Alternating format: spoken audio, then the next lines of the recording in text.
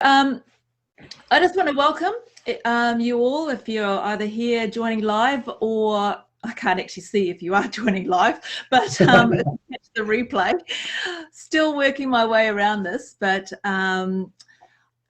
thank you to Amos, first of all, for actually saying yes, for being a guest to sort of have a chat with me about just our overall sort of general health and wellness, and diabetes, particularly within our Tokelauan community and our Samoan community. So just let me sort of practice something on all of you guys first of all. Talofa lava, malo le suafua, and welcome. O lo'o ingoa, o Bernie Pereira, o a'u o le Tokelauans Samoa, o te nofo I Sydney, Australia. All right, so great to be here, as I said, with Amos, who is a proud Tokelauan health professional. Okay, so malo Amos. Malo ni, Bernie. Yeah, mate. How are you? Oh, lalei whawhitei. Oh, nice. Look, I guess, I mean, you're bouncing off our strong Pacific roots. Obviously, you're a strong Tokelauan and proud Samoan woman. So I guess I'm going to have to continue that dialogue in our native tongue as best I can. You'll have to forgive me. I guess what you consider a plastic PI. I grew up predominantly in Australia and New Zealand. So, and more hakata hatu ki te kāinga pele Tokelau. And matamat mai tātou live tēnei aheo. E moli nā lohanga ki mātou ni nei I Victoria. Au mata kāinga. We missing everybody back home. And you know, the mānei te ngalunga hei tā te tēnei ki a Bernie. It's really powerful to see that there are a lot of people like Bernie out there, which is pretty small to be perfectly honest, who are looking to make a huge shift within our communities. So, man, I'm just sitting here with a lot of gratitude, and I'm feeling really blessed that I'm in this present moment and having the opportunity to talk about things that are really important, but it's not really at the forefront of our family structures for a number of different reasons, and I'm pretty adamant we'll cover that today. So, malo ni. Malo. All right. So I think for me, it's if I just want to sort of share, just recap real quickly, that my whole focus on health is fairly new, because I'm 56 years old, but for a long time I sort of like neglected it. I mean, I started off being very sporty, like most people are, right, when they're growing up. And then somewhere along the line at that late 30s, you start sort of like, I don't know, whether things get slower, you know, in your metabolism, and you just get a bit more tired. And of course it wasn't helping, because you continually thought that you could actually just eat whatever you wanted and things will be okay. But then you find that it was like, well, hang on, why is now what I'm eating actually starting to stick, and I'm starting to get bigger in here? So I don't know whether you want to sort of mention as to what was happening to us when we get into our late 30s or our 40s, Amos? There's a number of factors. I mean, I guess in a pathophysiological sense, as we get older, some of the receptors that we have in our cells become a lot slower. So the ability for our body to burn certain things at certain times becomes slower and, you know, a bit more lethargic over time because we're aging. But in saying that, there's a lot of things that we don't do to help contribute, you know, to a better outcome in that space now. I guess it's a combination of a lot of things, but, you know, if we're quite aware and conscious of what we consume and have a better relationship with food in regards to using it more as a fuel and having a positive relationship with food, we have a better understanding of choices, quantity, and quality. So, yeah, I mean, in a clinical setting, ideally what happens as we get older, things just become slower, and that's inevitable. But we can reverse certain things and slow things down by initiating a few interventions within our lives to really improve the quality and outcome of our health. Yeah. Yeah, see, that's the thing, because it's like you say, okay, there's age, but now I'm at this 56 and I feel more energetic, more stronger than what I did when for my entire 40s. So it just had to be what I was actually doing, what Absolutely. I was eating. 100%. And that was a perfect segue of what I've just highlighted. You've initiated a lot of things within that structure of your life now that have really contributed to a better outcome for yourself. So I guess in your 30s and 40s, you did mention you had, adult teenage kids. Some of those pressures as a family structure makes us negate the things that are really important with our own self-health. So, around that age too, we're looking for a bit more stability financially and emotionally. So we're really invested in working and putting all our time and energy and providing the support and structure we need within our families.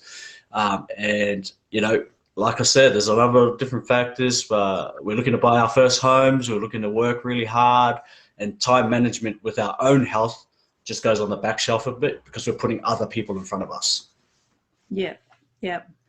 Okay, so but that's the positive side of it, because it's like I feel like I said, that more energetic about things, more alert, to the point that it's like I'm exercising more than I used to. I'm doing all these different kind of things that I thought that I would never be able, that I didn't even think I would be doing at my age, kind of stuff. And it just basically sort of, to me, it felt like I changed the path that I was on, going into a path that I was thinking I actually look forward to actually getting older. 100%. 100%. Because I could see where it was at, where I could actually be, because I just had to look at, whether my mother or my relatives, depending on, on how well they looked after themselves.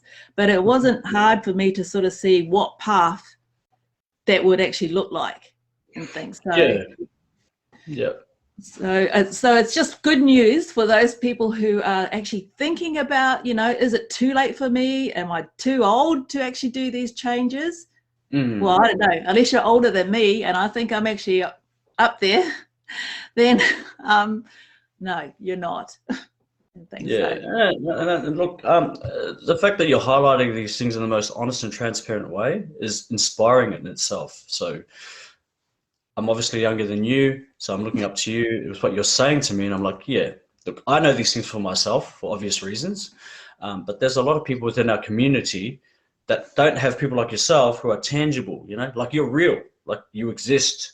You're not an Instagram person, you're not a social media person, you're actually your family, your kainga. Everybody knows you, you're very strong ties to the community. So what that does intrinsically to individuals, especially with Polynesian people, we're very standoffish, and we tend to sort of sit back and watch others do their thing.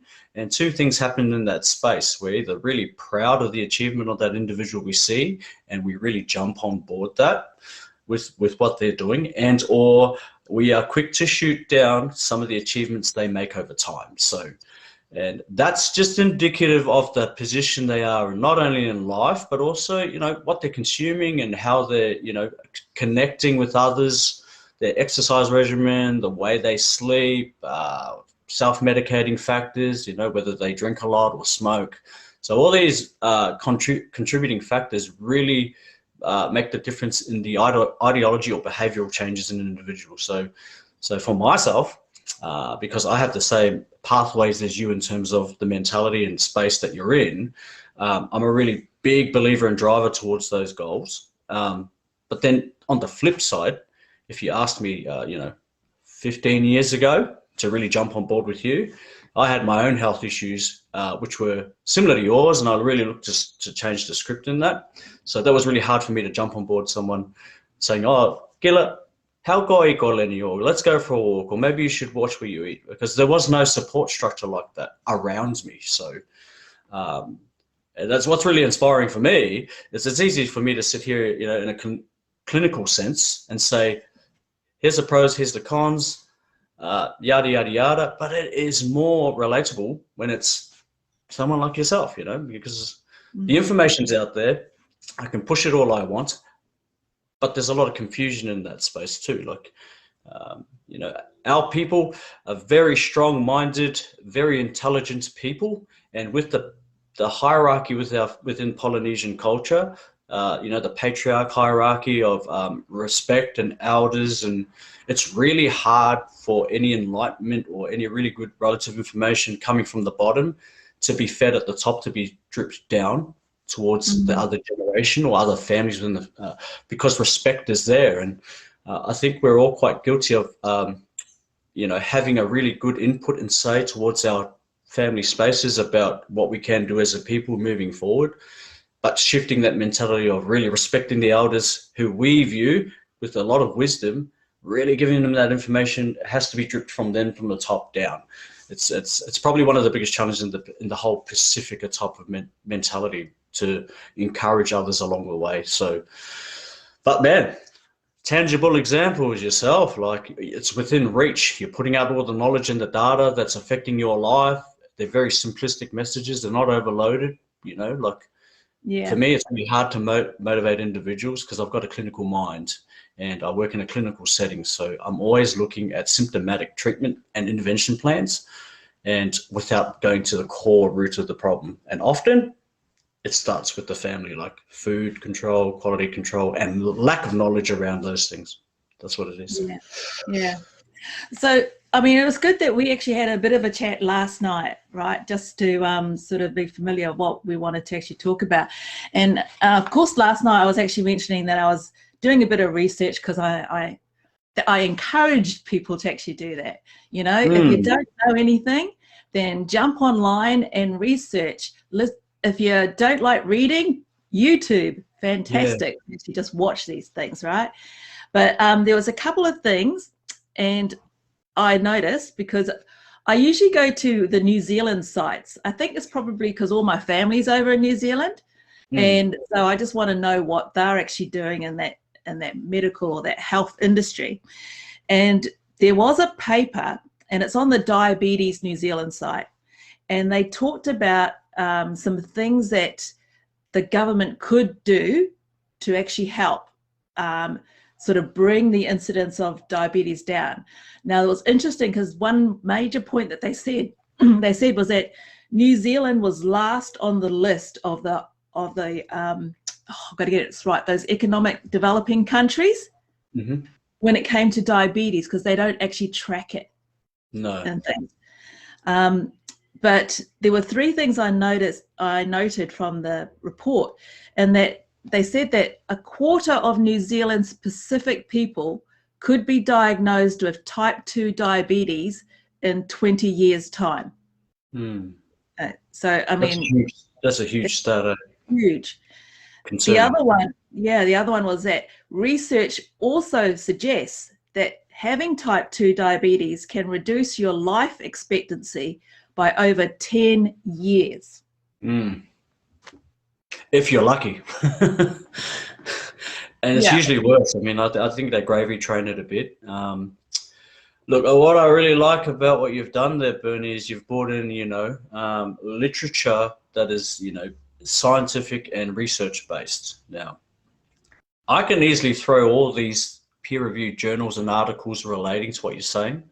And I think it's indicative of the fact that you went to New Zealand, because there's a huge Pacific Islander ratio there compared to most other developing nations apart from the Pacific. So, but I think we touched base with this last night that, you know, I've read all these research papers. I'm currently in a part of a clinical study at the moment involving Indigenous Australians and the health outcomes of them, which is really closely linked to our Pacific people.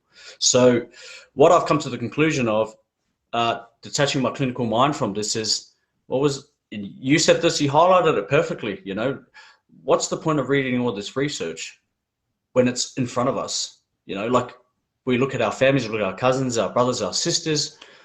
There is things like, these are sensitive subjects to discuss as well, because people are very insecure with these discussions. You know, there's a lot of obesity, there's a lot of hypertension, Obviously diabetes is there.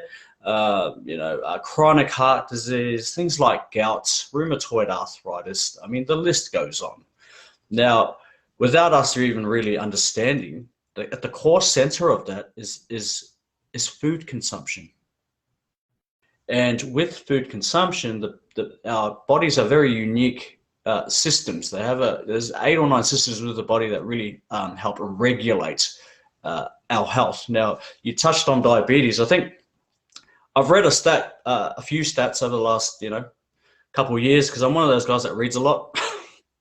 And a lot of it's not by choice. Unfortunately, it's just, it's common practice, so I can keep my scope of practice continuing and growing. That a lot of our Pacifica people are suffering immensely through things like diabetes. And I have a diabetic background. Now, I'm predisposed to it. Now, I don't have diabetes myself, but my mother is type 1 diabetic. My sister is type 1 diabetic. My brother is type 1 diabetic, and so I've got other brothers type 1 diabetic. So I've got 4 people in my family of 8. That's half the family with type 1 diabetes. Now, one of the things I learned when I was young, watching my mother, was that she didn't really know what it was. So she didn't manage it to the best of her ability. And it became a chronic condition with a lot of comorbidity illnesses surrounding that, because she didn't have an understanding of it. Now, her health now has dissipated to the fact that diabetes has severely affected her in every aspect of her life. She had a stroke about a decade ago. She suffers from neuropathy, which is lack of blood flow to the lower extremities or the furthest points away from the heart, which tissues are dying. So there's no movement, there's no muscle movement. She also has issues with her eyes and kidney issues. Now, I think the biggest thing that people don't understand about diabetes is what it is. They just say it's sugar in the blood, but they don't understand the concept of the importance of sugar and insulin, which is a hormone produced by our pancreas, which is responsible for turning the key and allowing sugar to change into glucose or glycogen. And the important role in insulin is like a key concept, or it helps receptors bind in cells to allow sugar into the cell so that we can use it as energy. Now, with type 1 diabetes, people who have that can't produce insulin. That's why they have to inject it. So if you can't produce insulin naturally, you have sugar in the bloodstream. Now, the problem with the bloodstream is it goes everywhere. It covers every system, every tissue, every organ, every cell in our body. And when sugar is in the blood, it eats away at cell walls. And that's what causes inflammation. That's what causes issues with organs. And that's what causes things to shut down. Now, I think that's the biggest problem with our Pacifica people. A lot of them are educated, but I find a lot of them have that knowledge deficit, or that gap of not really understanding the mechanisms of actions and the outcomes if it's not managed.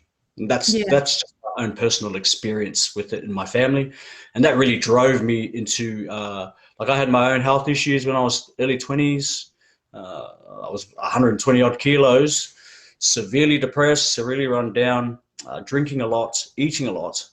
And I had this train of thought when I was young, was like, man, there's got to be something better than this. So I left the family home, and I just decided to, get myself in a good space, start training. And then I sort of fell in love with understanding health. And that's similar to what you're doing now. That's how the information overload started happening for me. And I'm like, well, I'm now in a position to really try and educate people as best I can. So, but that's the ultimate outcome of why I have a really good grip on endocrinology, which is a really passionate thing about. I spent, 6 months last year in my intern year in an endocrinology unit in an Indigenous community. So what I learned there was they had the same chronic issues as us. So I could relate to them really easily and have that cultural sensitivity.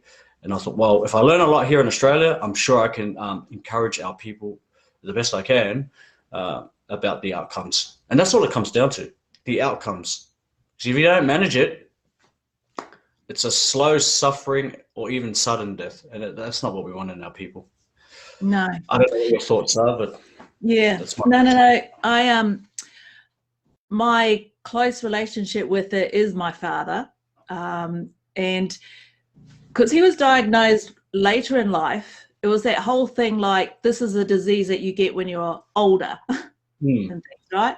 And it was like, okay, so when you get it, what does the doctor give you? Oh, he gives you some pills. And I could see that he would actually, test his blood levels to make sure they were at a certain, certain point, things. But even though I saw it, it was a case of like, I still carried on with what I was doing. your Right? behaviors. Yeah. You just still carry on, even though it was like I could hear his voice saying, don't eat, don't have sugar, don't drink the Coca-Cola, don't, on that one. And that's probably the thing that I've actually sort of learned now, is that it's not necessarily the sugar. I mean, I'm going to add another thing now, it's carbohydrates. Yeah. And all those processed food that we're getting out of the boxes or the jars, they've got a sugar element in there and thing. And yeah, so it's like, well, okay, you could probably say, oh, I'm going to give up my chocolate biscuits and I'm going to give up my ice cream, but it's like, why is my body still not, responding well? And I think it's just a matter of like, still find out the information, but also there is a silver lining. It's not a total death sentence, so we shouldn't treat it like a death sentence. Exactly. Okay? Don't ignore it, because you can actually, like they say, reverse it and go back, because like, it is what they say, a lifestyle disease. Absolutely. And you're probably thinking, well, what do you mean by lifestyle? And it's like, it's something that it's not genetic, like type 1 diabetes. We basically developed it through either just mainly through what we eat and how we're actually eating it. Okay. And I think with the Pacific, being a Pacific Islander, we grew up with that relationship with food and being able to, it's like when somebody comes and visits, we were talking about this, the first thing that they're sort of like asked is whether they're hungry and whether they come share a meal, even though, they might not be hungry, but then you felt compelled to actually eat. All right. So, but that's the cultural relationship. But then we have to think about the fact that it's like that food was there generations back. Obesity wasn't there generations back. Not at all. So something's happened along the way, and we need to be aware and be able to sort of say, we can actually do something about that. And it starts with yourself, right? Yeah. So, and that's my soapbox speech. Well, I like the way you refer it to yourself, because the autonomy or the responsibility really is within yourself. Like you highlighted with your father, Haolani, he got to that point in his life where he got ill, and he knew at that stage that, get up, Bernie, this is what you need to do, because you don't want to be me. You don't want that epiphany in life when you realize there could have been some things you could have done better. But that's hindsight, right? What we need to create in our families is foresight and insight to understand this is what's happening now and this is what may occur into the future. So I have a lot of discussions with my father and my sister and my brothers, and often they're always asking me, they tease me a lot actually. They're like, oh, Doc, what do I need to do? Or is this good enough? Or can I get prescribed this? And I'm like, well, it's a predisposed condition. It's genetic. It was passed to them and it wasn't by choice. And all I say to them is, look, it really comes down to choice. You don't have to change the wheel for it to go around. You just have to add another element to the wheel to make it stronger. Because if you don't, it'll break. Simple choices like, do I have to have KFC? No. I can have chicken but I don't have to get it somewhere else. I can actually prepare it myself. And the importance of that sort of thing is it really changes the behavioral thinking or the cognitive thinking about your relationship with food. You appreciate exactly what's happening because you're doing it yourself. And in a family home, if you're really autonomous and responsible for taking action in your health, your children or your partner or whoever's living in your home, they cotton onto that. Now, the difficulty with behavioral change is they say it takes 20 to 30 days for a new habit to be more than a habit, but more like a way of life. Now, the difficulty in that is trying to get people to be patient enough to wait that long, because we live in a society now where we want quick fix answers. Now, the model of care with health has to be flipped, because we associate health in a health industry with the way we look. You know, so what drives people to want to get better is they want to lose fat because they want to look good. But imagine if we could see what's happening in a systemic state, be able to see what's happening in our organs and our cells. If we could actually see beyond the skin, I think that would create more urgency in people. You know, we really associate good health with the way we look, as opposed to the way we feel, and using the metrics of good blood pressure, really good cholesterol, good LDL levels, predisposals to diabetes. Just those are the metrics we use within the clinical setting to understand the base level of health and fitness for an individual. So that's why I think the confusion with people is, I want to look good, I look fat, instead of I want to feel good.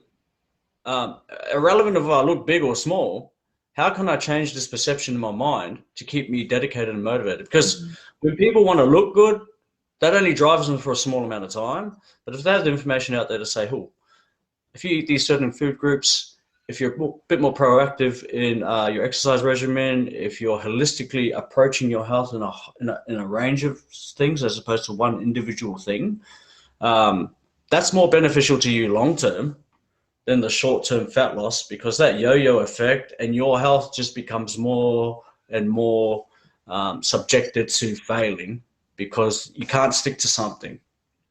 So for me, for a long period of time, I've really engaged in a holistic approach to health.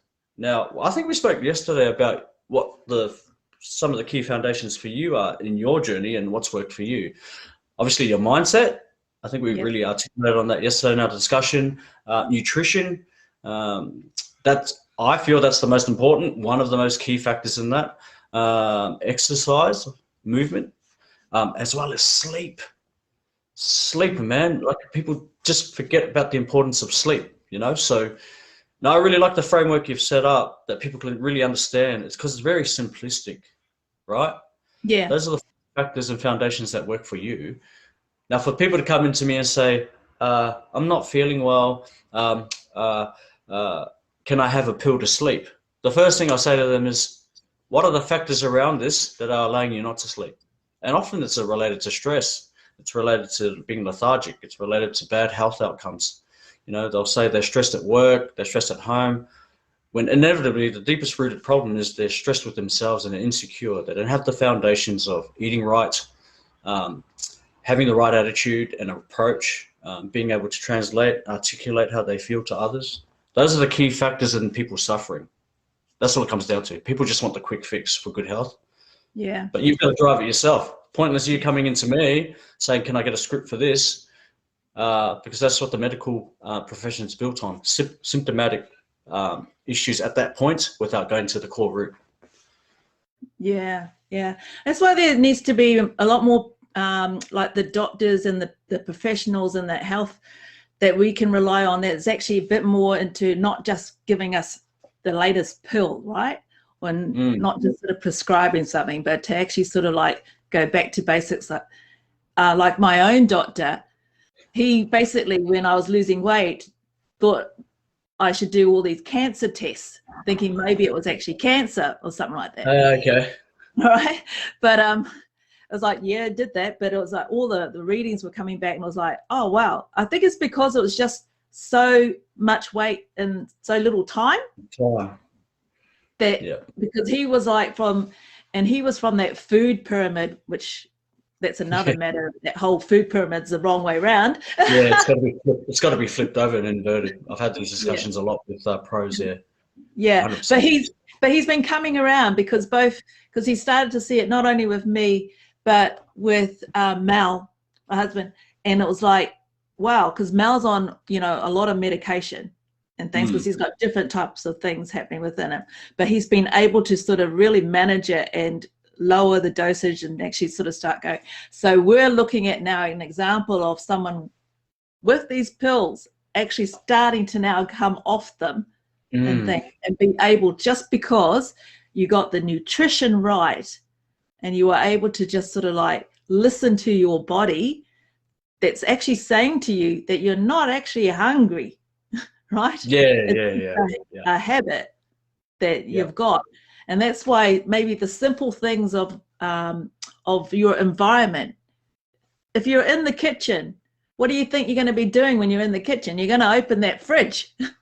So finish what you're doing in the kitchen and leave the room. Leave the room. So break little habits. There's little things in your pattern that you just need to just put into place. And then slowly you'll get there too. Because I get a lot of people actually now contacting me and saying, oh my gosh, how did you do it? Wow, and all this kind of stuff. But I know how difficult it is. Because it's still tempting. Even for me, it's still tempting when you see certain types of food because the whole society's around this whole thing. It's not, if we're not all in Tokelau. I know some people are actually in Tokelau and they're at the mercy of what's in stock in the store. Absolutely. But the same thing is, it's a personal decision, and that's why it's that mindset, because I can't make you stop actually eating certain foods. I can't make you go do exercise, but you will reach that point where you've just had enough and your body's actually telling you that let's do something different. And so that's why people like Amos, there are people like us online that that are here. Just reach out. Like I said, it's like we're not people in a magazine that's showing a before and after picture. Right? No, we're all. Me kind of thing, and it is possible. So I think that's what I would say. What did you want to say, Amos? Oh man, I'm just agreeing with you, sister. In all honesty, I'm sitting here going tick, tick, tick, tick, tick, because these are some of the things that I've been trying to push out in my own way. I've really sort of started it within my family, and I'm not talking about my children or my wife. I've really been planting seeds within my parents and my brothers and sisters. And I feel they respect me a lot because they know me and they know the journey I've been through. So I didn't just drop out of the sky with all this abundance of information. It's something that I've been really working on for a long period of time. And I guess it helps when you got a medical degree and dad's like, yeah, nah, you're right. You went to school. I know you went to school. So I'm going to have to listen to you a little bit, and that's the beauty of speaking to my father about these issues, is because he's taken the traditional Polynesian, like I said, the culture of the hierarchy of usually the patriarch at the top, who has a huge say within the family dynamic. And he's really taken on board a few of the things that I've suggested, or some of the things I'd say, in the most, loving way. And he's implementing it in his own flipping life. Like, my father is the type of guy who's well respected because he knows a lot. Now he's listening to me or seeing some examples of what I've been doing, and a lot of examples of the people on the Tokelau Geola page. And he's going, well, you know what? I'm responsible for myself, but I can also change the dynamic and the thinking of people below me. And that's the kids, that's the grandkids, and then that filters on within the community. And then that's the beauty of the page that our sisters Luhi and Lani started. They had these discussions within themselves because they were, exercising, And they come to the conclusion during COVID that, like, well, how can I, as an individual, I'm obviously more than motivated now because I've done it for a period of time. I've got discipline. So how can I say to my brothers and sisters, aunties and uncles, how can I share my experience with them to get them on board? And that's what the girls have been doing for well over 18 months now. You know, I've really taken a backward step in the page because I got a clinical mind. One of the challenges I have is try not to push too much information that's just too hard to understand to our people. And like we touched on earlier, we are motivated by things that are tangible. Now, I can go out there and do 1,000 burpees, right? Or I can post about the triathlons that I do and all that sort of stuff. But because I'm quite isolated here, like I'm predominantly in a rural town, and the sisters are in Brisbane, they've got a huge community of Tokelauan people there, they're more tangible. You know, we might communicate sporadically, or I might like a post of theirs because I love their work.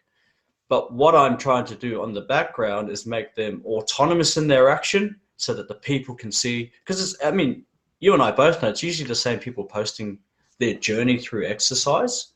Yep. It's usually the same. It's usually the same. So and that touches base on what we spoke earlier about. Our people are either really standoffish, right? And they'll absorb it and they'll do their own thing in the quiet spaces of their home and they're too shy to post, which is fine. Or they'll just look from afar and go, look at this clown. Like, why are they doing that? You know, without understanding the purpose and the rationale behind the positive change. So I have to give credit to those two girls because they've really built a community, because there's a lot of us everywhere. And I see some of the positive love, and that's on the back of the hard work the girls are doing. Like, it's not easy to put your personal life, as you would know, online, because it's easy for people to be facetious or positive. There's one or two ways about it, right?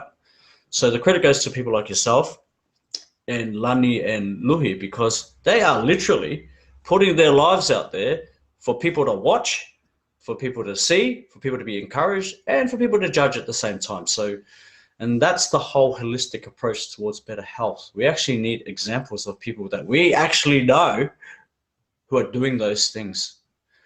So, yeah, that's why I'm greatly encouraged. Yeah, of course, you know, because I joined your Tokelau Teola? Geola, yeah. Geola, Tokelau to live strongly, pretty much, yeah. Oh, they're just on like the very one of the first ones, so I just click on it anyway. No, that's why I like it, because when we do gather, we gather as like this group community type of thing, and like you said, some people will post, a lot of people will just read and just feel encouraged by it and things. And that's what I've just found, because I could keep this to myself and just, you know, have it with my family. But then I thought there must be something, I think someone's actually going to sort of like be encouraged by this, because when I was in New Zealand, they were looking at me and actually sort of going, well, it's like, you can't leave. You can't leave. I mean, I'm about to, you know, it's like, I need to lose weight. I need to lose weight and thing. So that stays with me, you know. So if to my cousins that are probably going to watch this later, what you say actually stays with me and things. Yeah.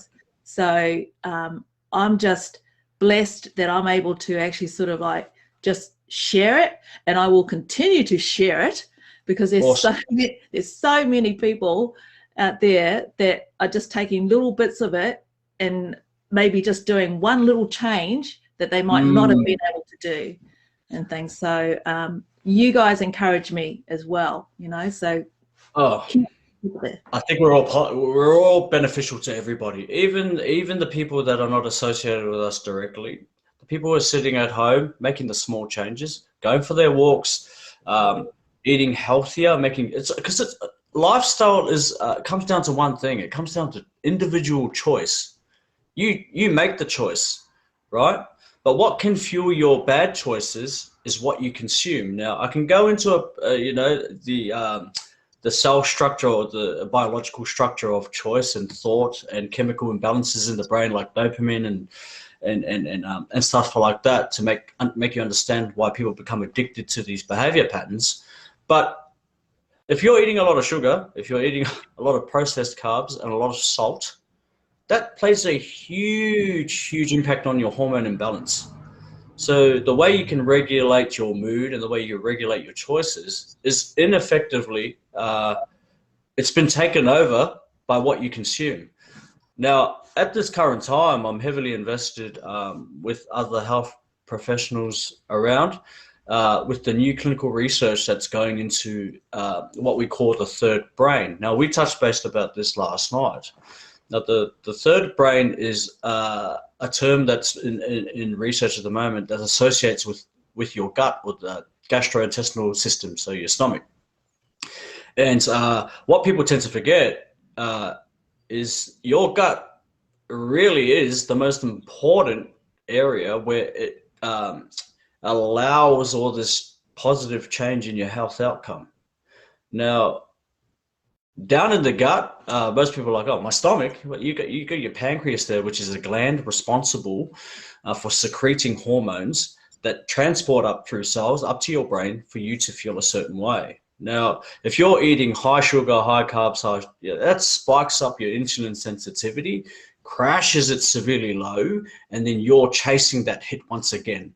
So in between that increased high, you're feeling good, you're feeling, but when the crash happens, you're low as hell, you become depressed, you become moody, and you're chasing that constant high. So that's why people are addicted to the processed food, apart from the fact that it's convenient, right?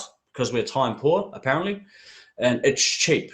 Now, that resonates within our Pacific Islander people because there's that low socioeconomic side of where we are as a people sometimes, like, well, I'm not going to go to the health food section of a supermarket and spend $7 on bread when I can just go to the $2.50 special, So that really impacts on the choices we make as well. But at the same time, if we use that as an excuse, it's just an excuse. It's not really a reason, We can make small, subtle changes in the household with our food choices, and they eventually grow bigger and bigger. And I like the way you've highlighted everything you've said today. It just takes a small change. Yeah. Can I just address that thing about the cost and thing? Because I heard I heard it where somebody was saying, oh, like, for example, if I say keto, and then somebody goes, oh, that's a really like rich man's diet or something like that. Now, can I just say, now, I eat keto style, what you call the low carb, high fat sort of protein diet. I find that actually works quite well with me and things. Now, but I do fasting as well. Yeah. And the combination of those two basically doesn't mean that I go and add things to my plate and I'm buying new things to add to my plate. I'm actually removing things that I no longer want on my plate, like your breads, your rice, your pasta. And I will actually replace it with, simple things like a vegetable, like I did the zucchini noodles. So I've been sort of posting up little cooking things that I'm doing to show, first of all, that I don't make anything different for me and different for my family. Okay? You just supplement it with something else. It's the same thing. I don't use plain flour. I use almond flour on those things. So the budget, and I'm very thrifty about things. So we're not, when you talk about like, oh, it's too expensive, or I'm going to go into my cupboard, I'm going to throw everything out and I have to go put everything in. No.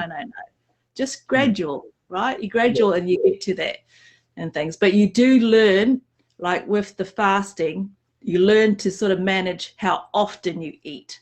So you're not eating all the time.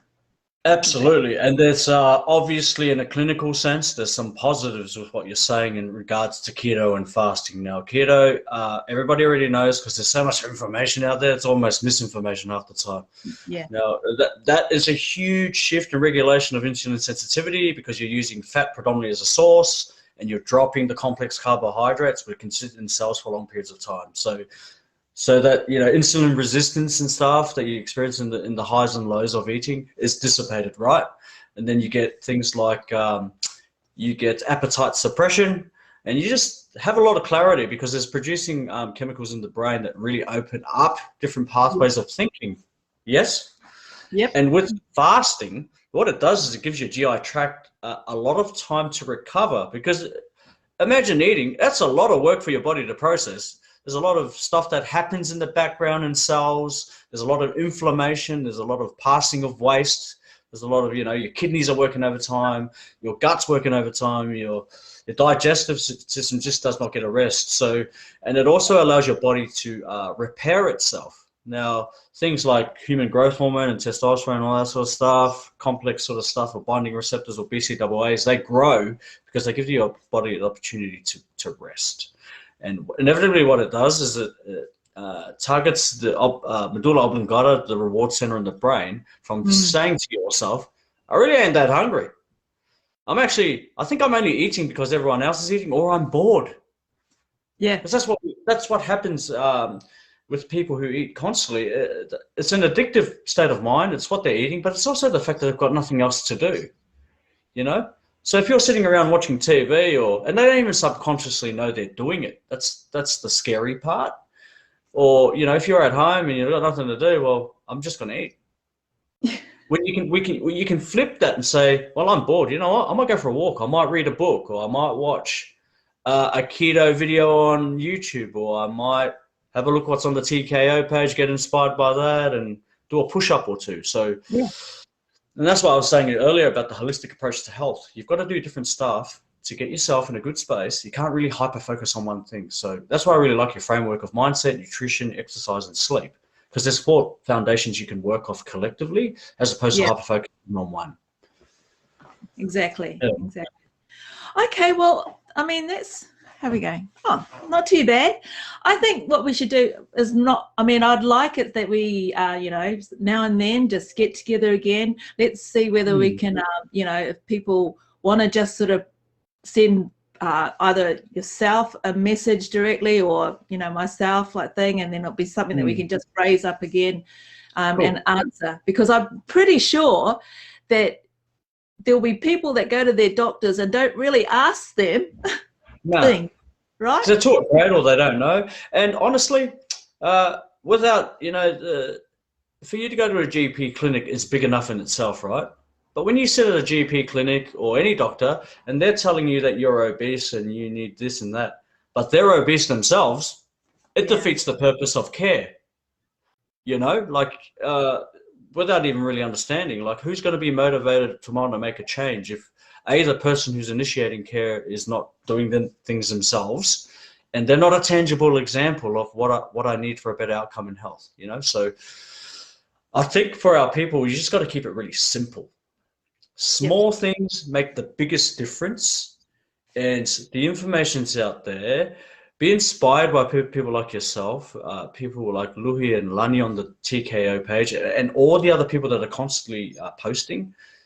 Really absorb yourself in that, because we live in a world, especially with COVID period, where a lot of people have a lot of spare time to go on the internet to source out exactly what they want to find. Now, what that does, especially with COVID, there's a lot of fear and anxiety around, you know, so people really run off with some crazy mentality or states of mind, when all you got to really do is just rein it back a bit and focus on things that are important, and that's yourself. Because once you align yourself in the right pathway, everything else in your universe or around you really, really falls into place. So if you're responsible and you have the autonomy and you're taking the steps within yourself to better yourself, you know, mentally, physically, emotionally, spiritually, and all those sort of things, financially and all that, everything around you really follows that.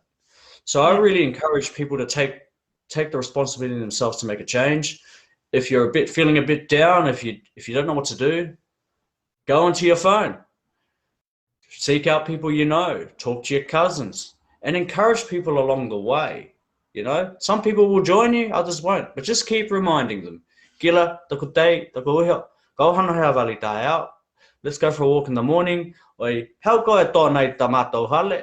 instead of having a whole pig, Have a quarter of a pig. I don't know. These are small things you can change. You know, what's the point of having 5 people in your home but having, you know, food for 50? It just doesn't make any sense, you know? So small changes, accountability, and just be the spark you need, because you are responsible for your life and the outcomes in your life. If you're doing things in a bad manner, energy comes back in a negative way. If you're autonomous, if you're positive, you're looking to make change, guess what happens? Things become really good and level in your life, and you have a lot of clarity, a lot of thought process on how you can change everything else around you, which is where you're at, Bernie. Yeah. Safe to say? It's exactly what it is. It's like they say, you put the oxygen mask on yourself first, right? 100%. Then you can help your family, and then you can help everybody else because you've fixed it on yourself. All right? Yeah, so, yeah. Look, man, this has really been a blessing. I'm really proud of you. The fact that you're not trying to push something that's overly inflated. It's actually a really big problem with simple solutions, you know, and it starts with cultural change. And I don't mean culture as in, you know, our heritage or anything like that. I actually mean the culture within our homes, you know, the way they interact and how they flow. And that's what culture is. So it starts in yourself, and it affects us through your home, then through social media and through communities. And that's how you make the change. But we are fighting something that's bigger than ourselves as well. So it's funny. We've been navigators of the Pacific for thousands and thousands of years. And for hundreds and hundreds of years, we were toiling, we were surviving, we were living strong. And that's all really changed within the last 5 decades, you know? So it was 2 generations ago when we were at our peak of health. And what changed that? Simple introductions to complex processed foods that were bought. I mean, in Indigenous health, they call it white man diet. Yeah. Right? And yes, sure, we can dwell on the fact that the white man did bad things, but at the same time, you can decide what you want because there's so many choices out there. You've just got to drive it. And that victim mentality and that in-house trauma needs to sort of be on the back burner a bit. You just got to take responsibility for yourself, you know?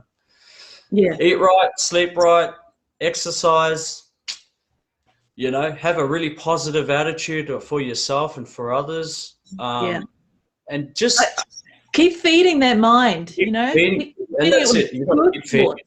Good thought, positive thought. Sometimes you'll find the answers you want, other times you won't.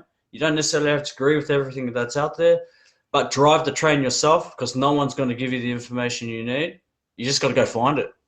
That's how knowledge is built. That's how intellect is built. That's how rationale or critical thinking skills are developed, because you make that conscious effort to find the information and dissect which is wrong and right, and surround yourself with people that are willing to take you on board with the same train of thought.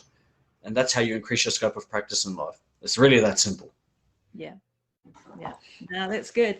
Well, I want to thank you, Amos. I mean, it's great to connect. I think we can just keep connecting again because we do have that aim of just, you know, improving the overall sort of wellness and, you know, health of our people.